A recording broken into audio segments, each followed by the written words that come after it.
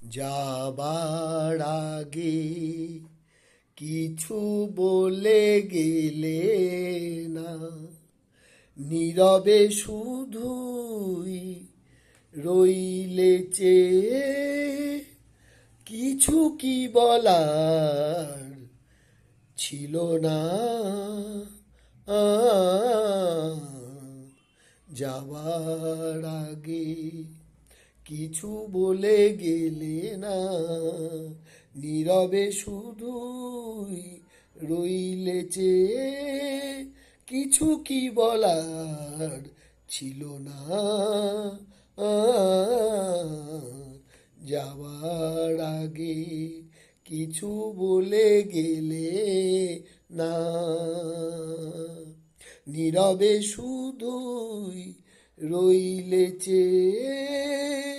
কিছু কি বলার ছিল না, আ, যাবার আগে কিছু বলে গেলে না।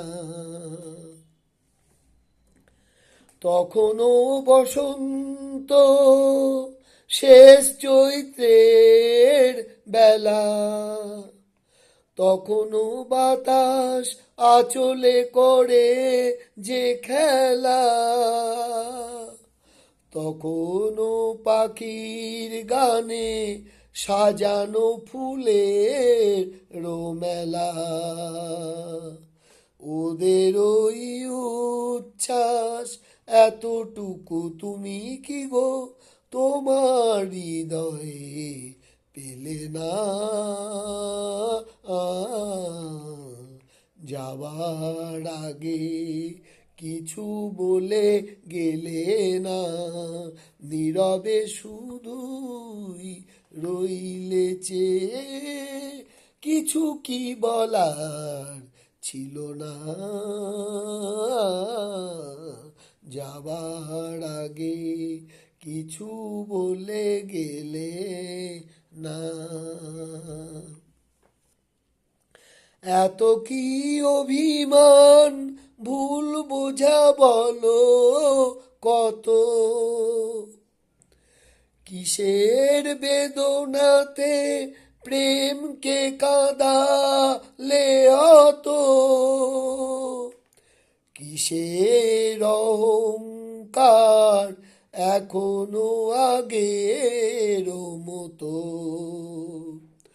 আমার এই প্রশ্নের কোনোই জবাব তুমি এখনো আমাকে দিলে না, যাবার আগে কিছু বলে গেলে না, নীরবে শুধুই রইলে চেয়ে। কিছু কি বলার ছিল না, যাবার আগে কিছু বলে গেলে না। নমস্কার। বুঝতেই পাচ্ছেন কি না জানি না, আমি না ভীষণ অসুস্থ, সর্দি, প্রচণ্ড কাশি, জ্বর, কিন্তু গানটাকে ভালোবাসি তো। এবং বিশেষ করে এই সঙ্গীত সম্রাট হেমন্ত মুখোপাধ্যায় আমার গুরু। এই গানটা না গেয়ে আমার ভালো লাগছিল না, এটা সত্যি কথা।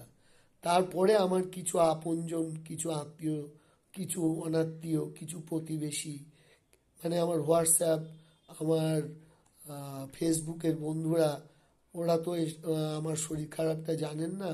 ওরা প্রতিদিনই চান আমি একটা গান গাই অথবা একটা গল্প লিখি।